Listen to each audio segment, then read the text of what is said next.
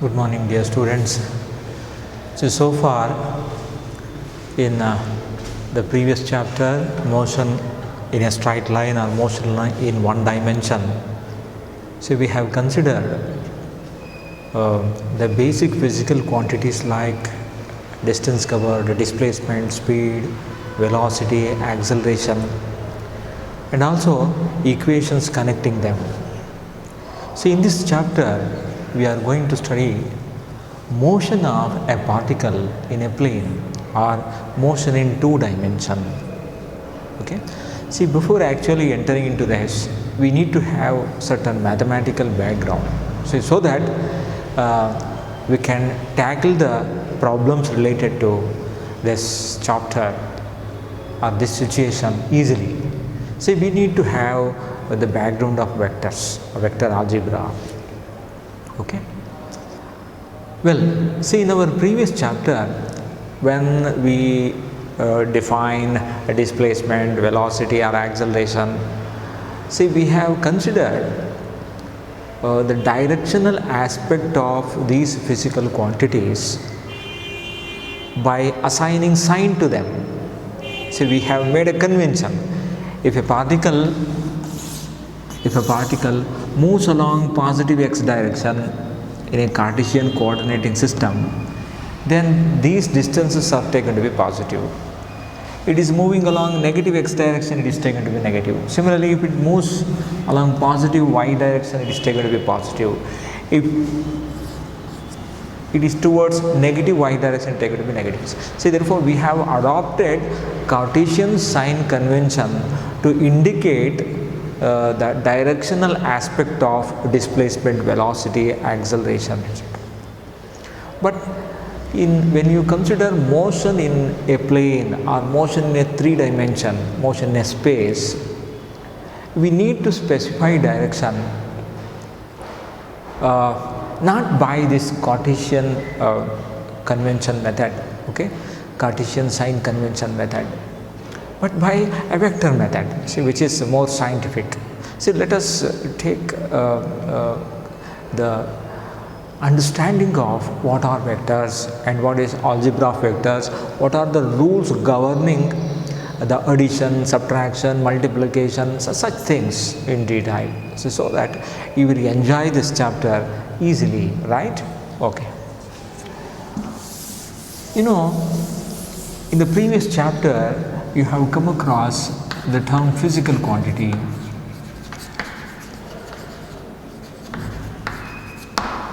What is physical quantity? The quantity which is very much relevant in understanding a physical phenomena and can be measured are called physical quantities. And the physical quantities broadly classified into three categories: scalars, vectors, tensors.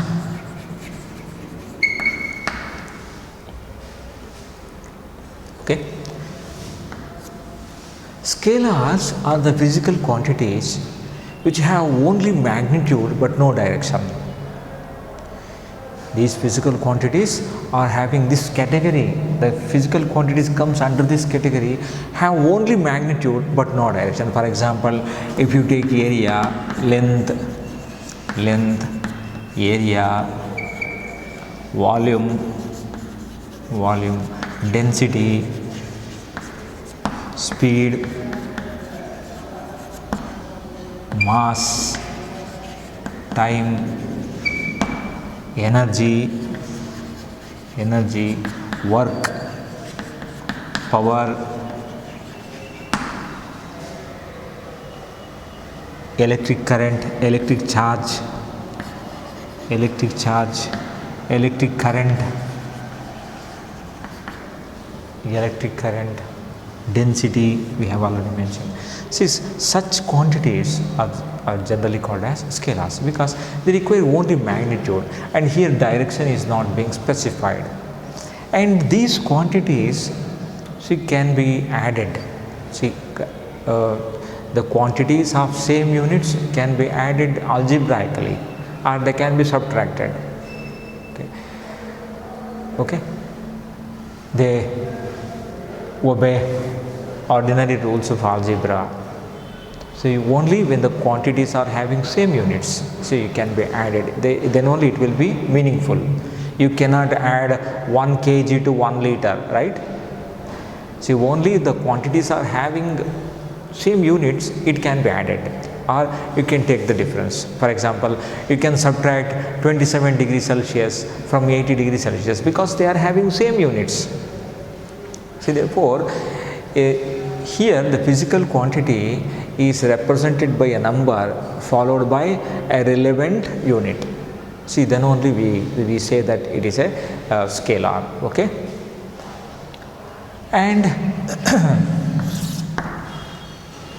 see, there are certain physical quantities, they may not be having unit. For example, if you take relative density, or if you take refractive index, if you take strain, if you take electrical susceptibility, see, there are so many physical quantities which are not having unit, but they are scalars. Okay. Oh. So when you come to vectors, vectors are the physical quantities which requires both magnitude and direction for their complete specification. The physical quantities which requires both magnitude and direction for their complete specification, and they obey law of vector addition. It may be a triangle law of vector addition or parallelogram of vector addition. See, then only we call them as vectors. See, the condition which is necessary is that, see, they should obey law of vector addition, because in certain cases we assign some direction, we assign direction to even for the scalars. For example, if you take area vector, we assign a direction which is perpendicular to the surface of a material, right? See, that we take it as a area vector. Or even if you take the current, so you know that electric current flow from positive to negative polarity, that is the direction assigned by us, right? It is not the vector actually, it is a scalar. So it is the direction assigned by us. Electric current is not a vector because it doesn't satisfy law of parallelogram of vector addition. So therefore, the condition which is very much required to be called any physical quantity as a vector is that it should satisfy law of parallelogram of vector addition, right? Which are the examples for vectors? So you know that displacement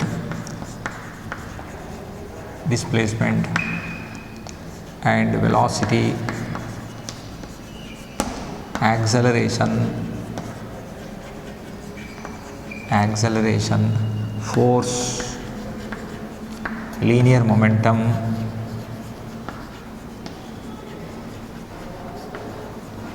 angular momentum,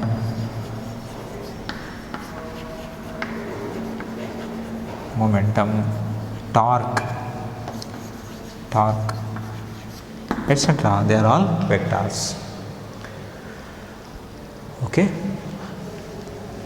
The physical quantities which are having different magnitudes in different directions, they are called as tensors. They never comes to any of these two, right?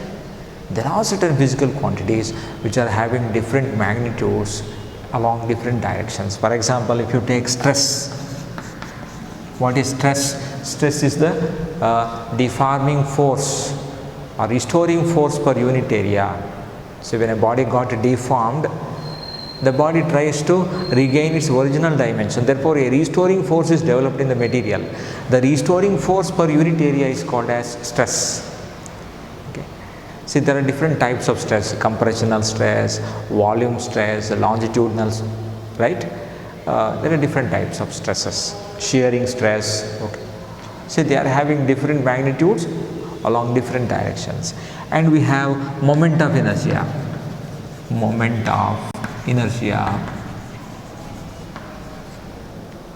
The inertia associated with a rotating body is called as moment of inertia, or it is also called rotational inertia. See, it depends on the axis of rotation. Okay, depends on the axis. See, it has a different value when you choose a different axis. See, that's why we can take it as a tensor. See, in fact, it's a tensor plays a very important role in Einstein theory of general theory of relativity. See, Einstein proposed his famous theory of general theory of relativity, which is about the gravitation based on with the help of tensor. Using tensor algebra, he proposed the mathematical background. He gave a mathematical background for this theory. Okay, see that you will understand later. Okay, see this is about the basic classification of physical quantities. Now let us focus ourselves to vectors.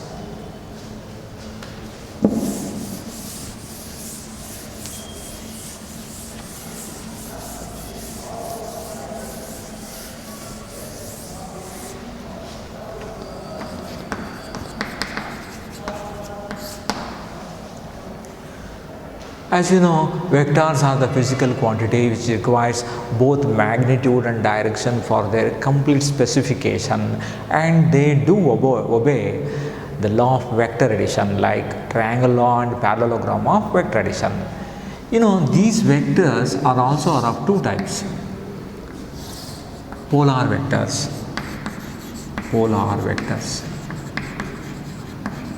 axial vectors.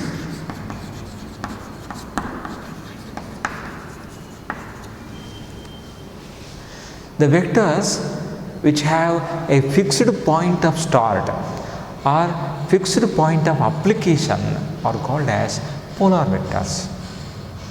So they have got a particular initial point, so we call them as polar vectors. And for example, if you take displacement, velocity,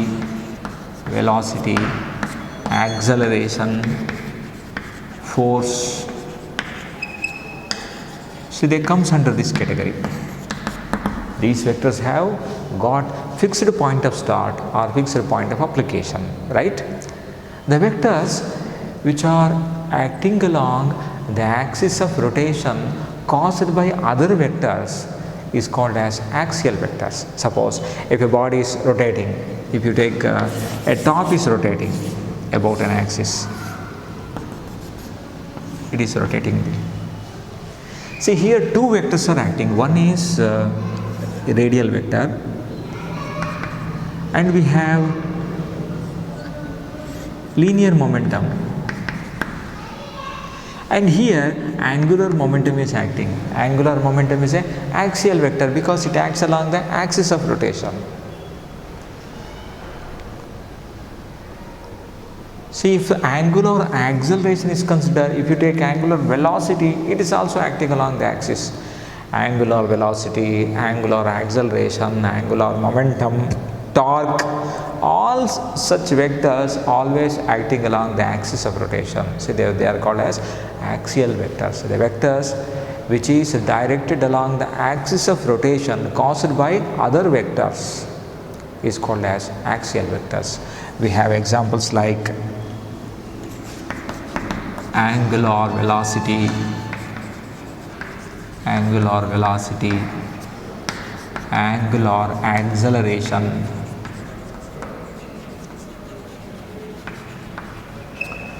then angular momentum,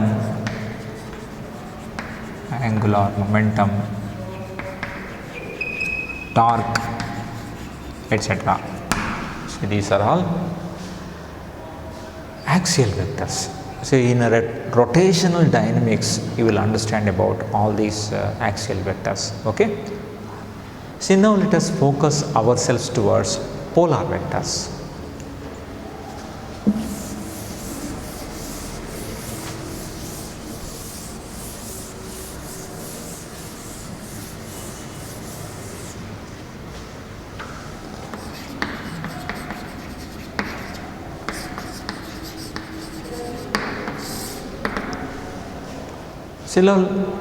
So here we shall understand how it is being geometrically represented. Geometrical representation.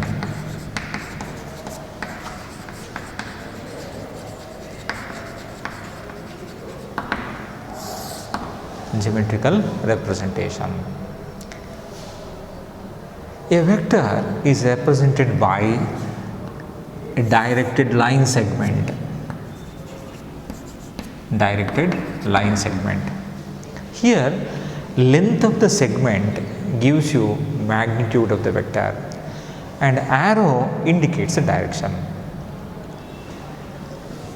A corresponds to initial point, B corresponds to terminal point. Okay, say here A, initial point of a vector, B, terminal point of a vector.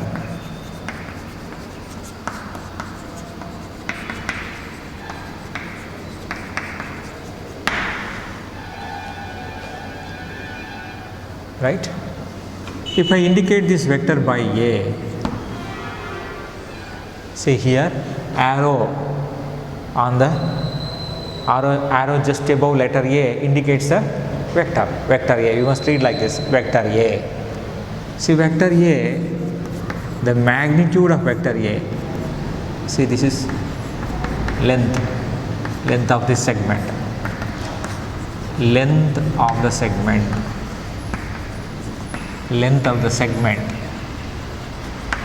gives magnitude of the vector.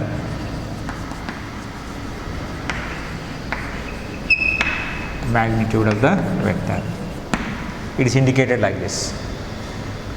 Length of the segment gives the magnitude, arrow indicates the direction. So this is about geometrical representation of a vector. So now let us consider different types of vectors.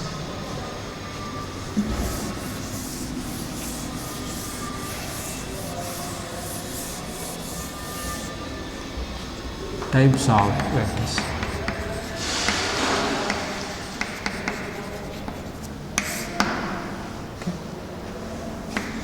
Equal vectors.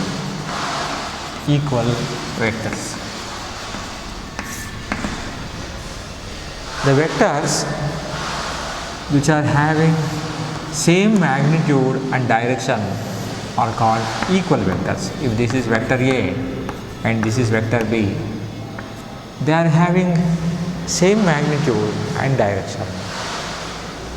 Say here magnitude of vector A is equal to magnitude of vector B, and they are having same direction. We call them as equal vectors. And since these vectors pointing along the same direction, they are also called like vectors. They are also like vectors.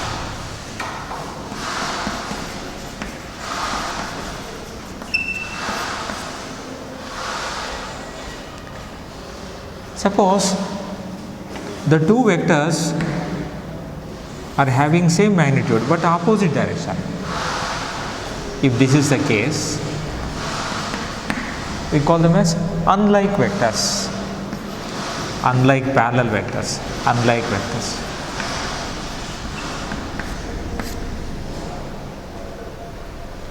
They are having same magnitude but opposite direction. They are unlike vectors. If they are parallel, unlike parallel vectors. Okay, right.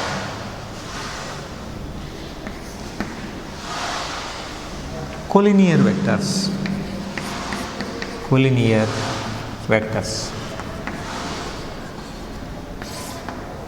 The vectors which are acting along the same line are called collinear vectors. For example, this is vector A and we have another vector. See, therefore, here A and B are collinear vectors.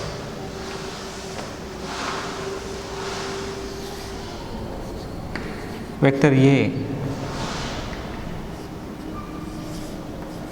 vector B, it is also collinear but acting in opposite direction.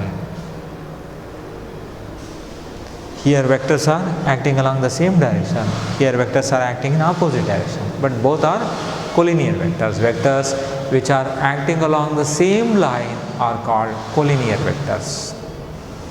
See, it is just like a push-pull train. Say there are two engines, one engine at the front another engine is at the middle, right? The first engine is pulling and the second engine is pushing. See, that's why it's called push-pull train. See, here two vectors are acting along the same direction, right?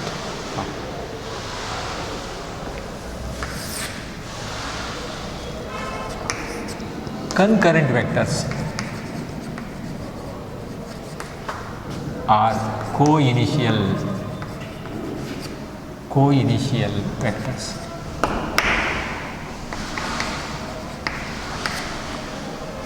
Co-initial vectors.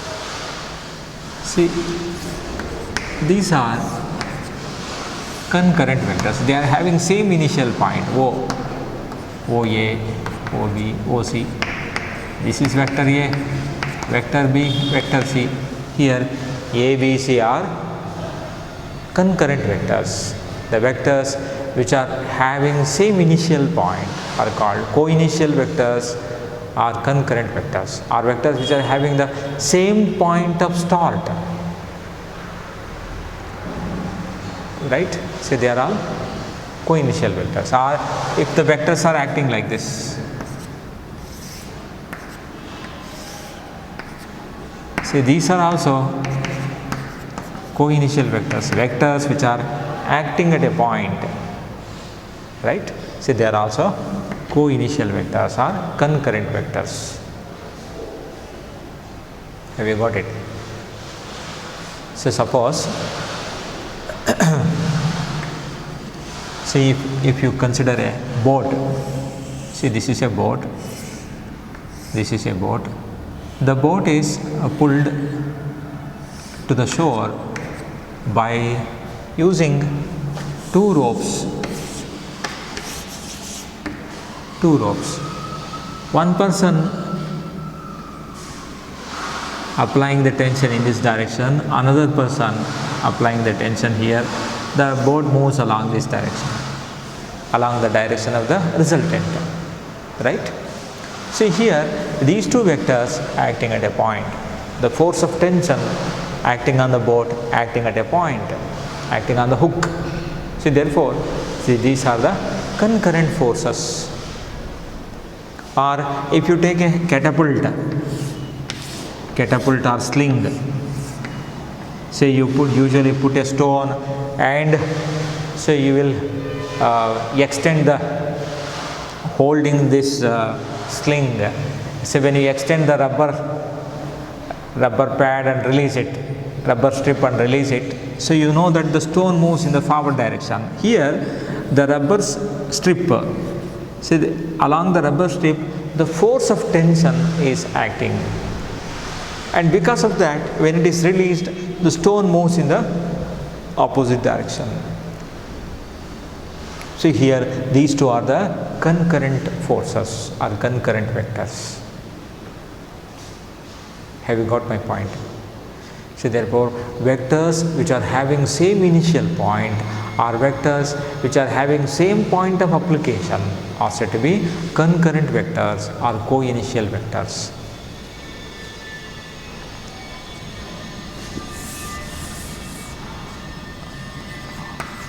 Coplanar vectors.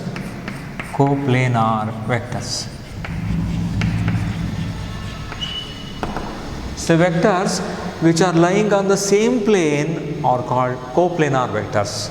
For example, see, on a plane we have different vectors, vector A, vector B, vector C, vector D. See, these are all coplanar vectors which are lying on the same plane, may not be at the same point. If it lies acting at the same point, it is called concurrent coplanar vectors. See, they are not operating at the same point, but they are distributed in a plane. We call them as coplanar vectors. See, for example, suppose you are you just consider a girl is having a necklace, wearing a necklace. See, this is the necklace. This is the shape of the necklace. Okay, here there is a pendant. This is a pendant. And this pendant has a weight acting in the downward direction. Say when it is being tied, tied to the neck. Here, two forces, force due to tension is acting here. One force due to tension acting in this direction, and other force due to tension acting in this direction. T1, T2. So they are equal. And here, W is acting. When a girl wearing a necklace, it lying on the same plane. See, therefore, three vectors acting on the same plane, coplanar, and they are acting at the same point. See, therefore, it is not only just coplanar, it is concurrent coplanar vectors. Have you followed? So, therefore, so far we have understood equal vectors, collinear vectors, concurrent and coplanar. Vectors which are having same magnitude and direction are called equal vectors. Since they are operating along the same direction, they are also called as like vectors. If they are parallel to each other, so we call them as like parallel vectors. If they are operating in opposite direction, or if they are acting in opposite direction, they are called unlike vectors, unlike parallel vectors. Okay. The vectors which are lying on the same line are called collinear vectors. May be directed along the same direction, may be directed along a particular direction, or may be directed in opposite direction. But in both the cases, we call them as collinear vectors. Okay. For example,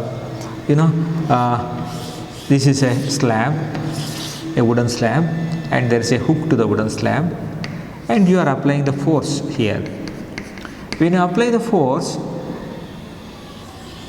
of friction acting in the opposite direction, the applied force and force due to friction, they are acting in the opposite directions. See, therefore, these are collinear but acting in opposite direction. Have you got it? The vectors which are having same initial point or which are acting at the same point of application are called as concurrent vectors or co-initial vectors. The vectors which are lying on the same plane are called as coplanar vectors. Okay, these are the different types of vectors. Let us go ahead with few more types which are very, very important in our problems and certain applications in physics.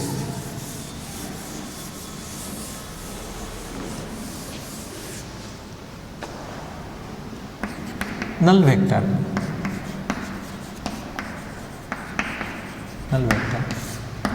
Or it is also called zero vector. A vector having zero magnitude is called null vector. How it can be represented? It can be represented like this, a point. So here, if this is a vector, this is initial point and this is terminal point. If terminal point coincides with initial point, it will be a null vector. If terminal point coincides with the initial point, then you will get a null vector. So here the magnitude of this vector is equal to 0, hence it is called as null vector. A vector whose magnitude is equal to 0 is called null vector, and in this vector the initial point, terminal point coincides with the initial point. So next thing is that unit vector. So very important thing, unit vector. A vector having unit magnitude is called unit vector. A vector having unit magnitude. Suppose you have considered a vector and this vector is indicated by A. Then its unit vector is indicated by A cap. You must read like this, A cap or A hat. And this unit vector is given by vector divided by its magnitude. A vector divided by its magnitude gives you the unit vector. Have you got my point? So it is always having unit dimension. For example, if you long Y-axis we represents the unit vector by j cap, and along z-axis we represent the unit vector by k cap. I, j, k are the unit vectors which are used to indicate position of a particle in a space, right? So they help us to locate the point in a space or in a plane. So you will understand how this can be done later. Okay. See, therefore, in a Cartesian coordinating system, unit vector along x-axis indicated by I cap, unit vector along y-axis represented by j cap, and unit vector along z-axis is represented by k cap. I, j are the unit vectors. Let us understand more about position vector.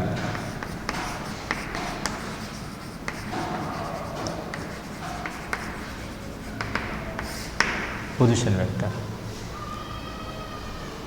A vector whose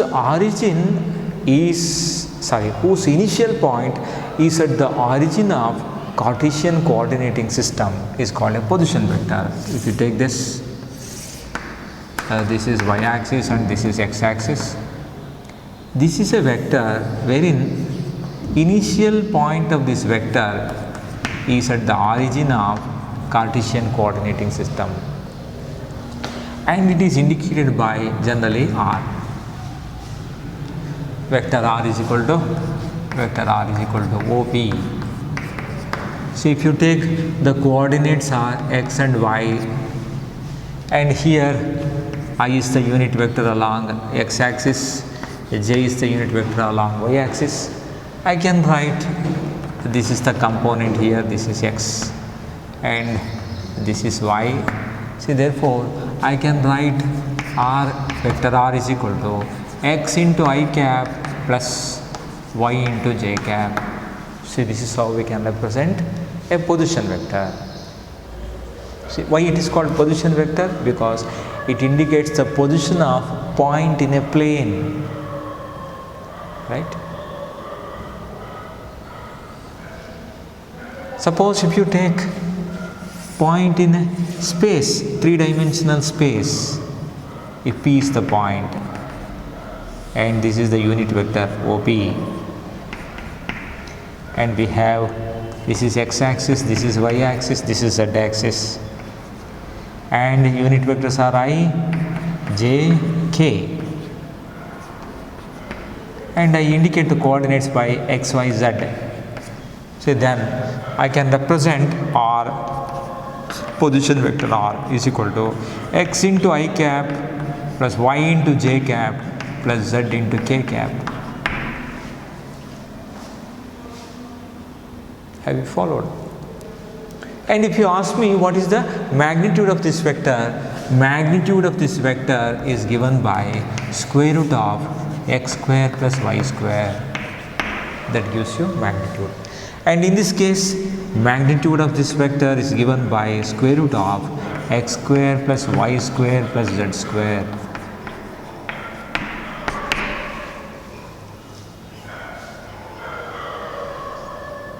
Okay, so this position vector plays a very, very important role in understanding motion of a particle in a two-dimensional plane or three-dimensional space. So position of a particle in a plane or position of a particle in a space can be easily understood with the help of a position vector. See, that is the use of position vector. A vector whose initial point is at the origin of Cartesian coordinating system is called a position vector. It indicates the position of point in a plane or position of point in a space, right? So it will be represented like this in 2 dimension and in 3 dimension.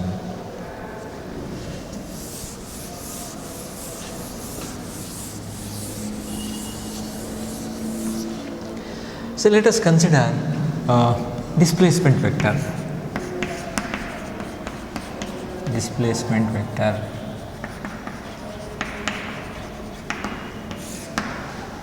Okay, consider a particle in a plane. Okay, in a, so initially the particle is at here point P, right, indicated by r1, and this particle moved to q,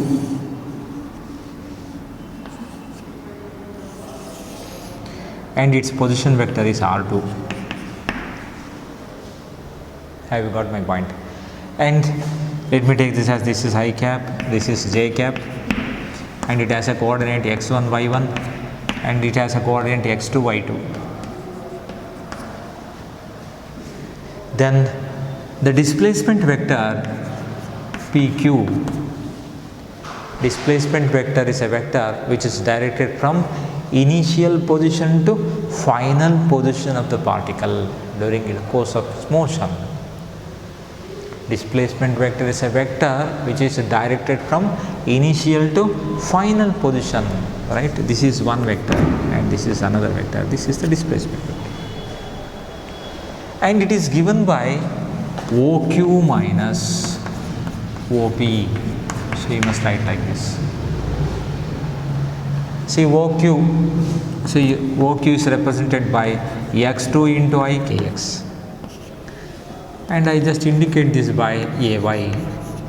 See here I cap is the unit vector, here j cap is the unit vector. Now let me take the triangle OPM from right angle triangle OPM.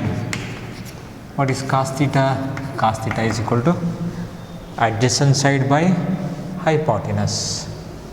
Adjacent side OM by OP. Cos theta is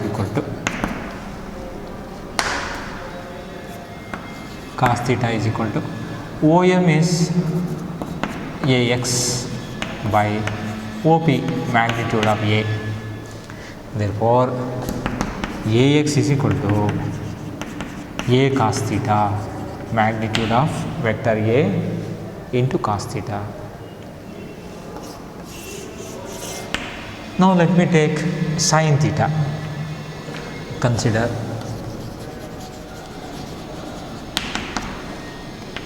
also sin theta is equal to opposite side by hypotenuse, PM divided by OP. But you know that PM is equal to ON by OP. PM is equal to ON. What is ON? ON is AY. So therefore sin theta is equal to AY by A. This implies AY is equal to A sin theta. So this is component of the vector along vertical direction, component of the vector along x direction. See therefore I can write vector A as vector A is equal to AX into I cap plus AY into j cap, or I can write vector A is equal to A cos theta into I cap plus A sin theta into j cap.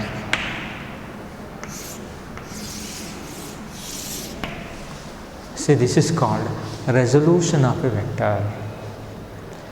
See then what is mean by resolution? How you can define resolution? The process of resolving or finding the effect of a given vector along two perpendicular direction is called resolution. The process of finding the effect of a vector along two perpendicular direction is called resolution of a vector. Here I am finding the effect of A along x axis, it is equal to AX, that is nothing but A cos theta. And similarly effect of this vector along y axis is AY, which is given by A sin theta. See combining all this we can write like this. If you want to know what is the magnitude of the vector, magnitude of the vector is given by A square x plus A square y.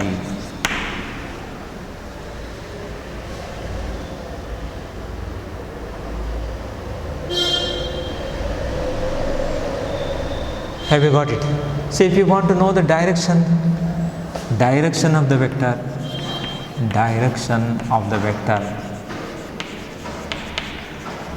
theta is equal to, say when you divide, if we call it as equation 1 and this as equation 2, say equation 1 by equation 1 divided by equation 2 gives, or let me take equation 2 by equation 1 gives ay by ax is equal to, AA got cancelled, sin theta by cos theta. What is sin theta by cos theta? Ay by ax equals tan theta. So this implies theta is equal to tan inverse of ay by ax.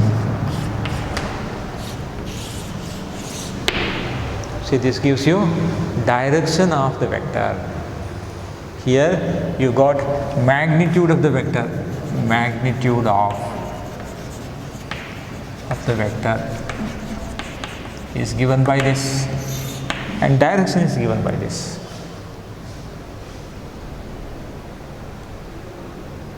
Okay. So in a three-dimensional space, if you take a position vector and it is being indicated by direction cosines. If a vector makes an angle alpha with x-axis and beta with y-axis and gamma with z-axis, see, then it is represented as ax is equal to a cos alpha, ay is equal to a cos beta, az is equal to a cos gamma. We generally call them as direction cosines. Okay, that you will understand later. Let us move on to algebra of vectors.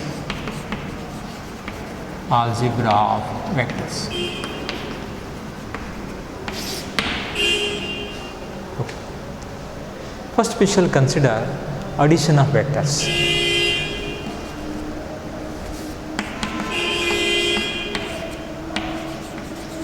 Addition of vectors.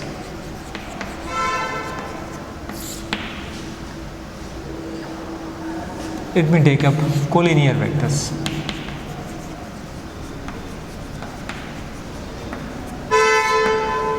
If we have two vectors acting along the same direction, we have vector A and vector B acting along the same direction, then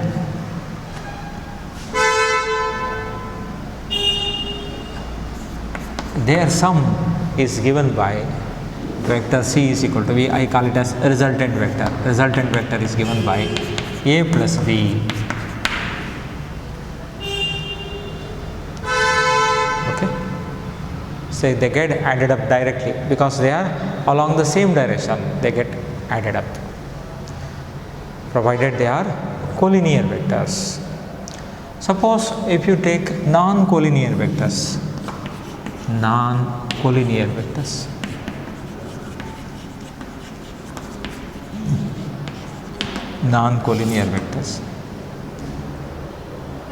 Say we have one vector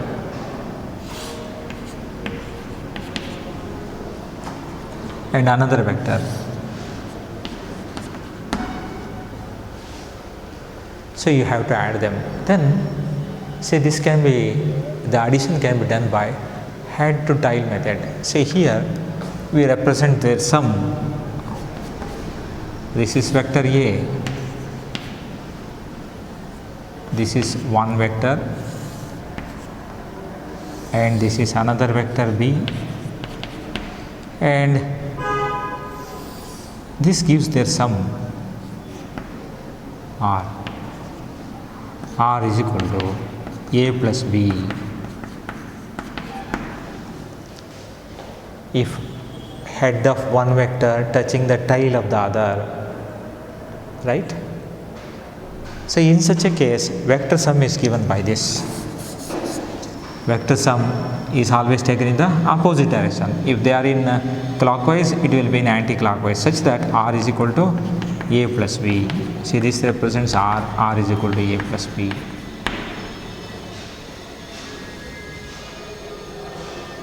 Have you got it? Say this is for non-collinear vectors. And we have a specific triangle law of vector addition, triangle law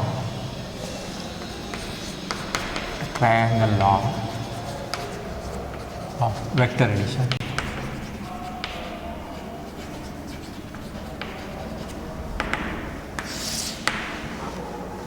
See, it says that if two vectors represented both in magnitude and direction by the two sides of the triangle, then the third side taken in the opposite direction represent their vector sum. If two vectors can be represented both magnitude and direction by the two sides of the triangle, then the third side taken in the opposite order represents their vector sum. Or in other words, then their vector sum is represented by the third side taken in the opposite order. If two vectors are represented both in magnitude and direction by the two sides of the triangle taken in the same order, then the third side taken in the opposite order represents their vector sum. This is called law of triangle of vector addition. If two vectors can be represented both in magnitude and directions by two sides of the triangle taken in the same order, then the third side taken in the opposite order represents their vector sum. Okay. The fourth important law is law of parallelogram of vector addition.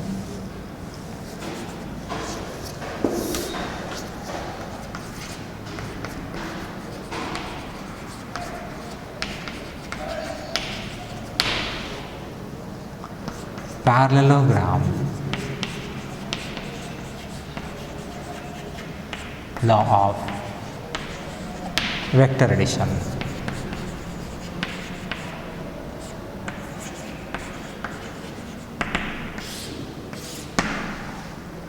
Parallelogram law of vector addition.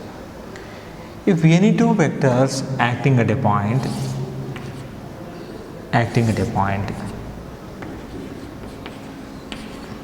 then they can be represented both in magnitude and direction by the two sides of a parallelogram,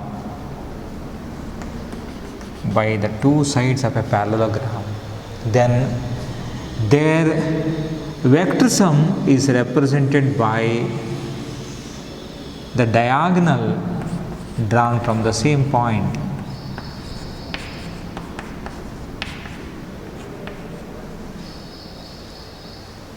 If two vectors acting at a point can be represented both in magnitude and direction by two sides of the triangle, then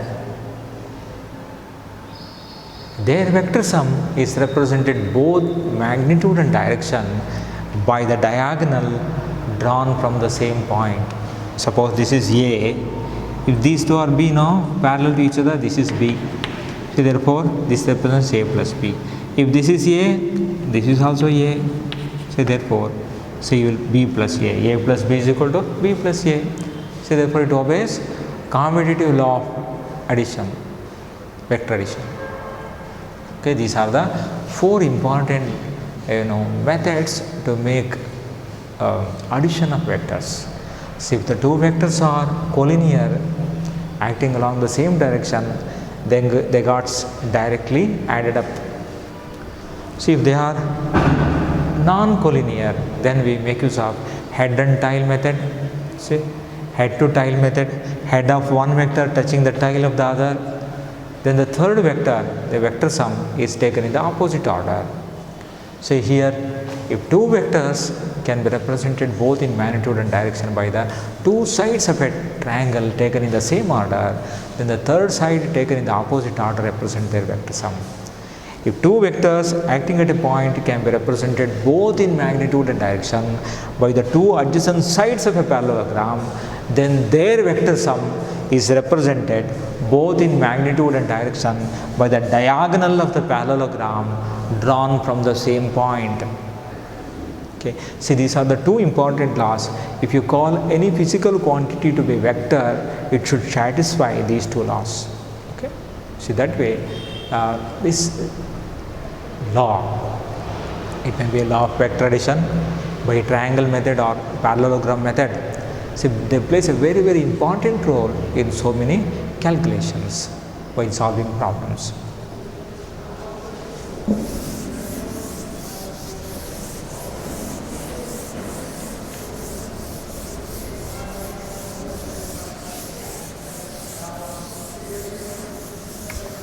Now let us consider subtraction of vector.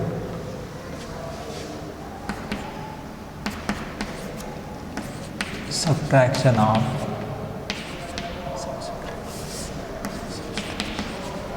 subtraction.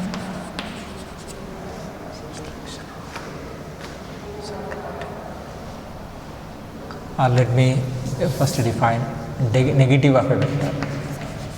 Negative of a vector.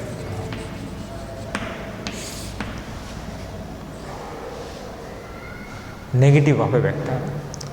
Suppose we have a vector acting in this direction A, or if you take this vector as A having initial point O, then this is vector A, OA.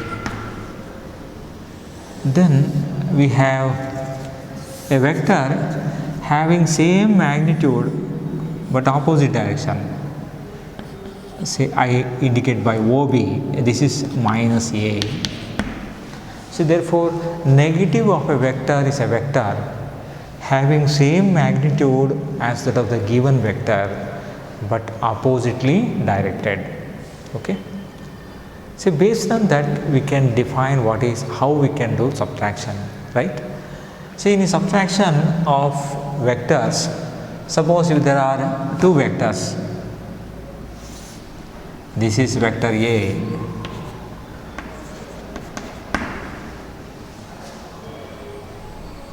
this is vector A, and we have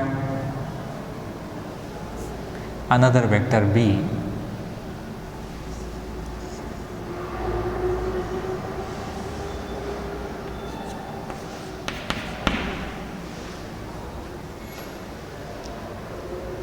Here we got this.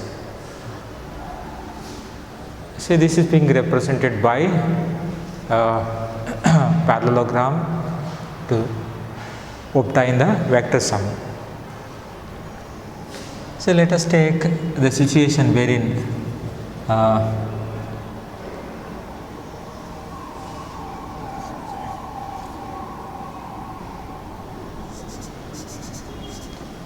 if this is vector B,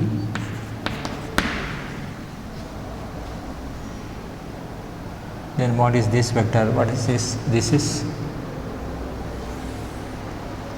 R is equal to A plus B. This is not U. Suppose if I take minus A,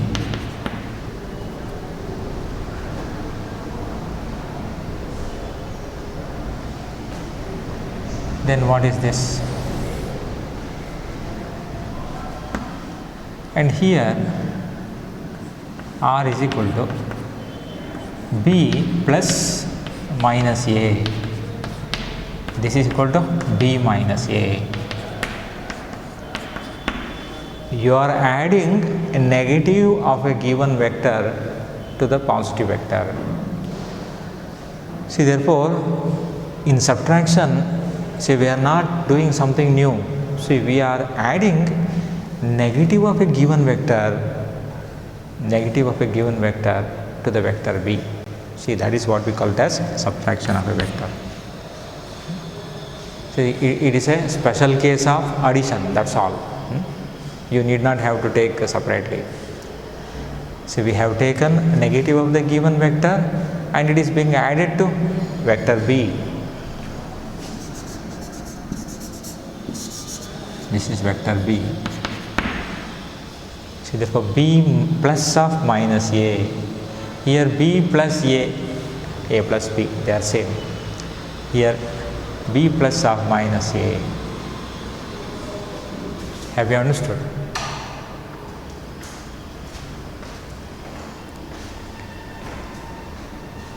So now we shall consider what is scalar multiplication of a vector.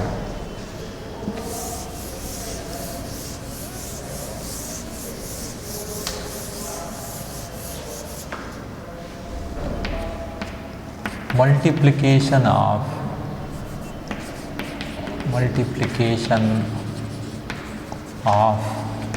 a vector by a scalar. Multiplication of a vector by a scalar.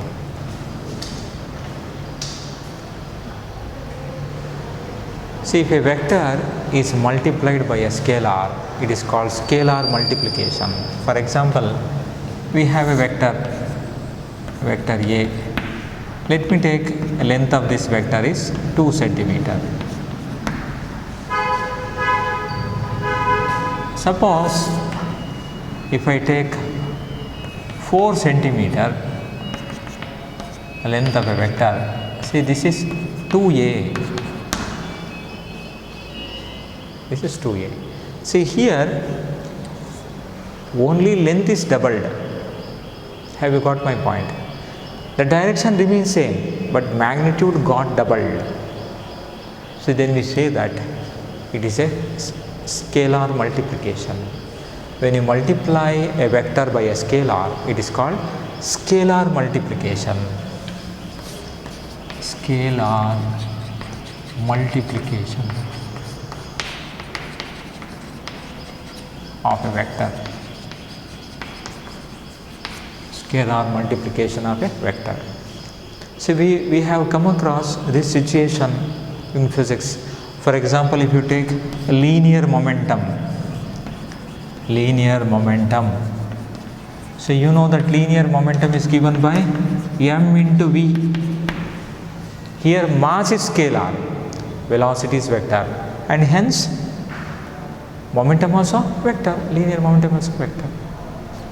See, therefore, if you multiply vector by a scalar, you will again get the vector. Or if you take force is given by F is equal to m into A. In both these cases, mass is a scalar. Mass is a scalar. See, mass is a scalar. But the multiplication becomes a vector. When you multiply vector by a scalar, you are going to get another vector. But this is not always true if you multiply two vectors. If you multiply vector by a scalar, you will always get a vector.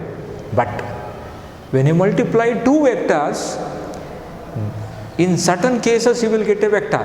In certain other cases, you will get a scalar. See, therefore, the product of two vectors may be scalar or a vector. Now let us understand those situations, product of vectors.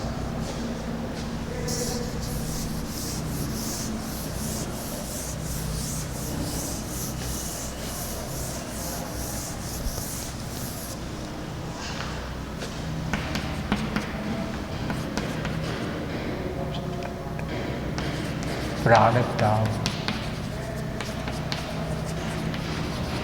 two vectors. So when you consider product of two vectors, so you will come across two cases. One is called dot product, another one cross product. So if the product of two vectors gives out a scalar, it is called scalar product. Scalar product. It is also called dot product. Dot product. So here product of two vectors gives rise to a scalar. If the product of two vectors gives rise to another vector, it is called vector product. Vector product. It is also called cross product. Cross product.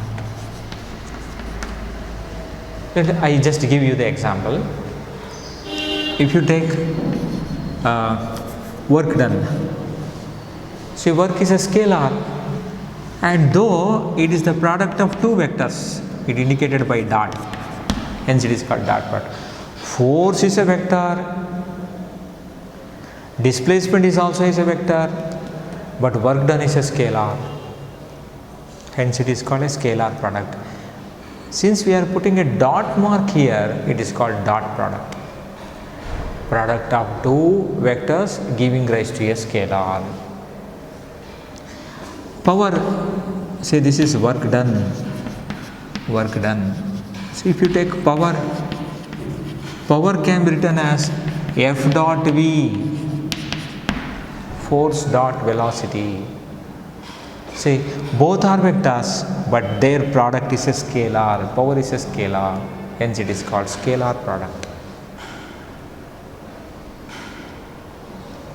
If you take electric flux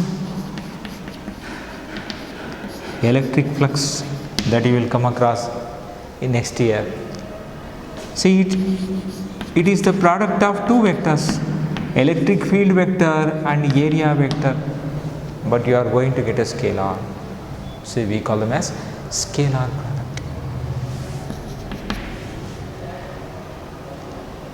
Right? If the product of two vectors gives rise to another vector, it is called vector product. For example, if you take angular momentum, angular momentum,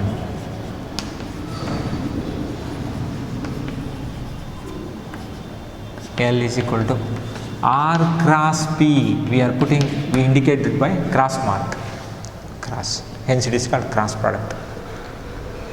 Radius vector is a vector, linear momentum is a vector, their product gives rise to another vector, it is axial vector, so hence it is called cross product. If you take torque, what do you mean by torque? Turning effect of a force is called torque, and this torque is given by torque is equal to R cross F. Here a radius is a vector, it has a direction, and force is also a vector, and their product comes out to be another vector. Have you got my point? See, therefore, if the product of two vectors gives rise to another vector, it is called a vector product or cross product. If the product of two vectors gives rise to a scalar, it is called scalar product or dot product. Okay. So we will come across these two categories in detail in the forthcoming chapter. Okay. For that, at this stage, you must understand what is scalar product and vector product. And finally, see, when you come to division of two vectors, division of two vectors. So, you know, we can divide magnitude of one vector by magnitude of another vector, but we cannot divide the direction, right? See, therefore, division of vector is not defined. It cannot be defined. Why? Because we cannot divide direction by another direction. See, it is impossible. Therefore, division of vector is not defined. So we consider only addition, subtraction, multiplication and about their product, but we never define division of vectors because we cannot divide one vector by another. Have you followed? We can divide vector by a scalar, but we cannot divide vector by another vector. See, that is our limitation. Have you understood? See, this is about basic understanding of vector algebra. So, knowing of all this, let us consider motion in a plane. So, how we can understand displacement, velocity, acceleration by vector approach, and also about projectile motion in the next class. Let me stop at this stage, continue in the next class. Thank you.